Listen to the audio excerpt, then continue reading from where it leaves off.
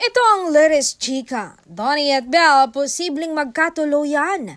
Nagsalita ang aktor na si Donnie tungkol sa posibilidad na magkatuluyan ng ang co-star niyang si Belle na ka-love team niya. How do you feel na dito sa culture ng Pilipinas na kapag mag-love team o di kaya mag-partner, i-expect ng tao na magkatuluyan talaga? O sisa ni Mosang? Magkasunod na sagot ni na Donnie at Belle sabay tingin at tawa sa isa't isa. Tanong tuloy ni Mosang, ano ba? May something ba? Well, napag-uusapan namin yan. Siyempre, hindi pwedeng May mga bagay din kasi kaming tinatakal. Even before na pumasok kami sa ganitong klaseng love team and ganitong klaseng work, sagot ni Donnie. Pero mas masaya kami na kung ano yon meron sa amin na nasa amin lang kasi once na i-reveal namin sa mga tao, mag-expect sila, magiging masaya sila, anya pa.